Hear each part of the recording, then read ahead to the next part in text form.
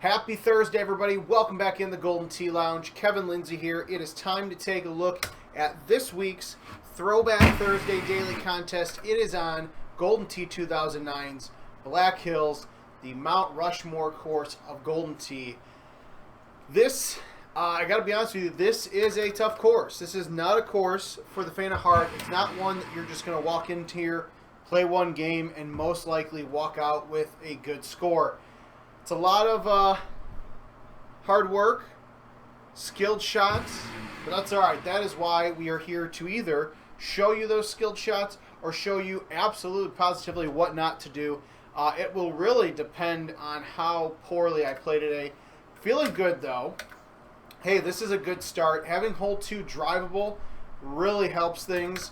This is a perfect setup. This is one of those, if you look to the left here, or bottom left of your screen, not always drivable from those left back boxes, but this one, we're going to cruise this right on into the cup.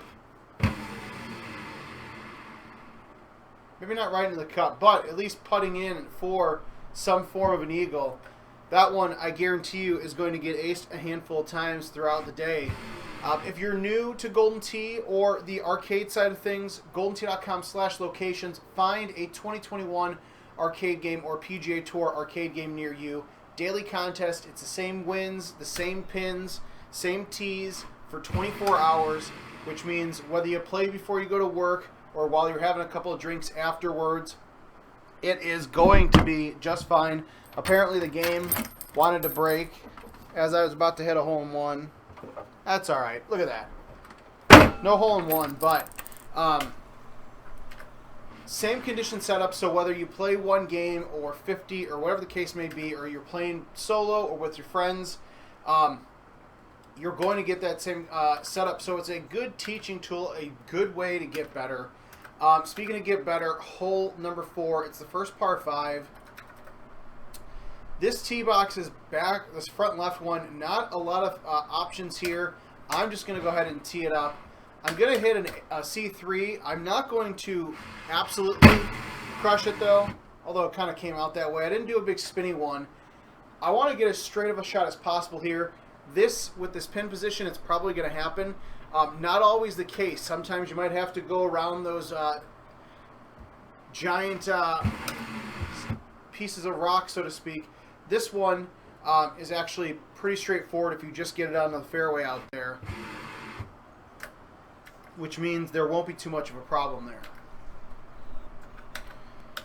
Number 5 is a par 4 that I want to say Mark Stenmark maybe hit a hole-in-one on many, many years ago. Before Golden Tees, it was not drivable. But with a setup like this, we're going to say screw it.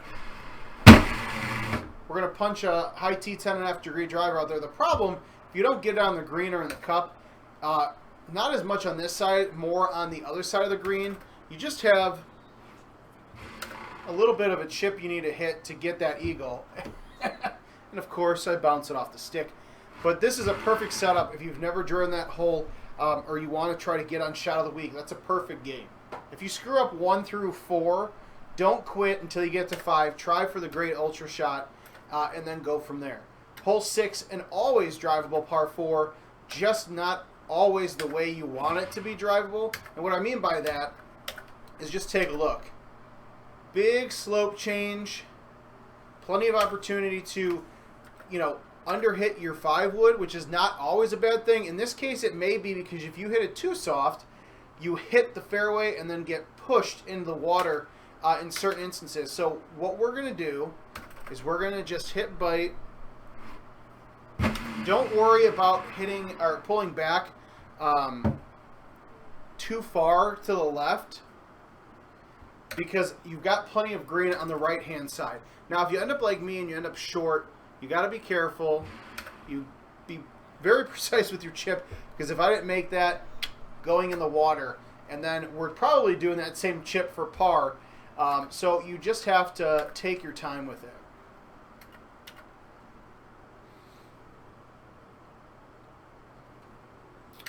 All right, number 7 here, par 5. Not a lot of good options to get on that right-hand side. That is more for the players that are trying to play, hey, I'll take birdie and I'll be happy with that. With this one, you're going to want to lay up. You've got a wind behind you, so don't worry about laying it up too far back. You've got a decent amount of green to work with, 10-mile-an-hour wind pretty much going straight at the pin. You got to be careful because you're going to have to go around some of these carvings. I'm going to just go ahead and hit my time-after-degree driver, put it out a little bit to the right. I didn't hit that hard enough, or if I did, it's going to backspin in the water, which is okay.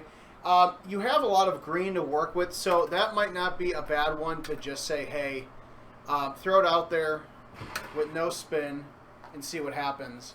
Ever since I used the arrows in that Freaky Friday a few weeks ago, I've been trying to cut some of my hybrid shots just for the hell of it, just to try something different. Wasn't a good way to get that one, so maybe not lay up as much as I did. Hole number 8, drivable par 4. You just got a lot of rocks to work with. We've seen great shots bounced off the rocks. We've seen people go through the little gap here.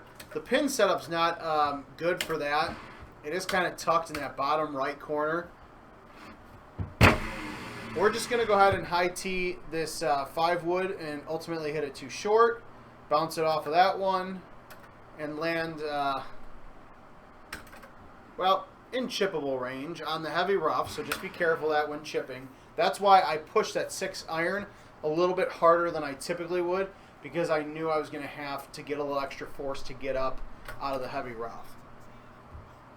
Hole number 9, this is probably about as good as a pin and wind tee combination setup for hole out opportunity here. I'm at least going to get some shot points. Not always the case on this hole. This has many different tee boxes of all kinds of variety.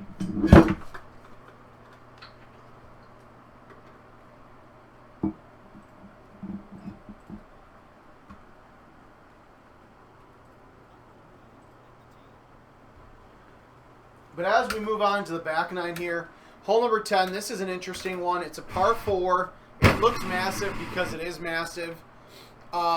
If you're using a 6 or an 8 wood, it does not hurt as much. But there's times where I can tell you, younger Kevin Lindsay here would not have the right irons or a wood. Or in this case, it didn't lay back far enough to use a wood. It may seem silly to say, hey, there's a chance you might get it stuck up there, or excuse me, roll back down here. It definitely can happen. Now in this instance, we're going to be perfectly fine, almost hold it out. Just lay up a little bit more than I did. Don't get too hot with your A1. You don't need to crush at 379, maybe 350, or even a little bit less than that. One of the greatest YouTube holeouts in probably the history of Golden Tee, Cowboy something, I can't remember, but somebody literally, was it this hole? Maybe it was another one coming up. There is a hole where somebody, I think it's the next drivable par 4, literally just said, you know what, screw it, and turned around, hit a driver off the rock, and somehow, by everything magical in the world of Golden Tee, came back, not only got on the green, but went in the cup. Definitely not going to happen here. It is a different hole that I was thinking of. Normally, I just throw a 6-wood out there, say, hey, great, no problem, but you have to be careful of the tall rocks behind you on the other side. Normally, I would not think of that. This is a pretty tough one. So we're going to do that one thing I don't normally do, which is we're going to hit a full. We're going to pull it out all the way to the right, and we're going to hit it straight because I didn't get the replay to engage. I didn't hit it fast enough, but even where I was, I barely got it around that tall rock to not drop it in the water and have a terrible drop spot somewhere far back from the green. So even with that missed chip, still not bad to have, on a setup like that. Hole 12, this isn't bad at all. Play that right 7 as much as you want. It was a good shot. I just didn't hit that hard enough. That one should be pretty straightforward for just another birdie, and then you keep things rolling on. Now, 13 is an interesting one. It's one that I've never really had good luck with. There's not a really good drop or a spot to aim for here. If you go out here, you're definitely taking a two-shot approach to the green. This is actually the most straightforward tee box I've ever had to even be able to try to get it over here. Problem is you clip that rock once and you're just straight in the water. So it's okay. I didn't mind it because it's going to drop me really close. And I have a much better chance of holding out from here than I do from the fairway. Just be mindful of that down 4 and that right 7. You're going to want to hit it a little bit farther left, especially if you're coming out of the rough there.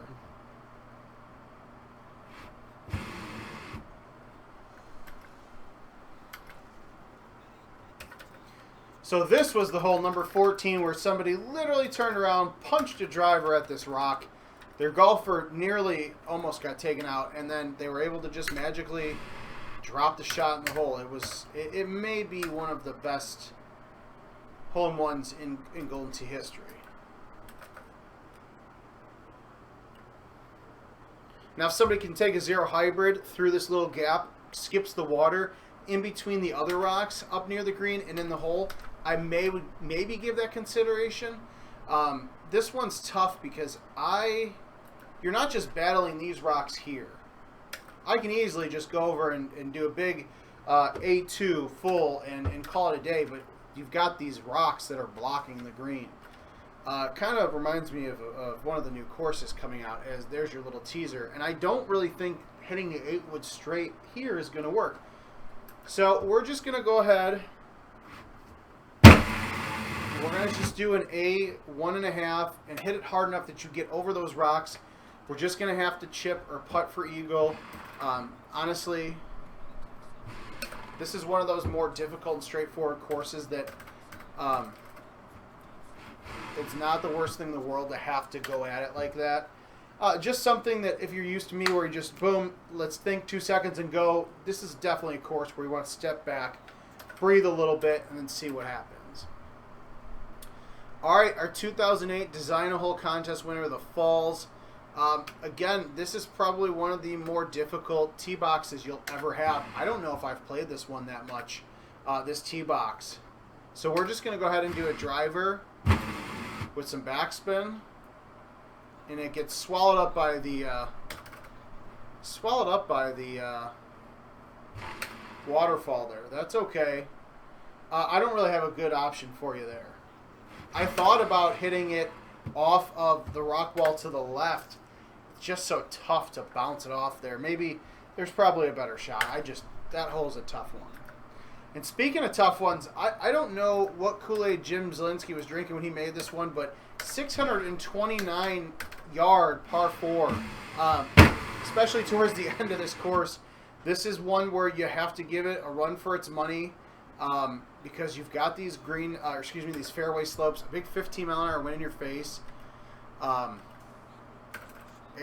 no means is this an easy hole to crack.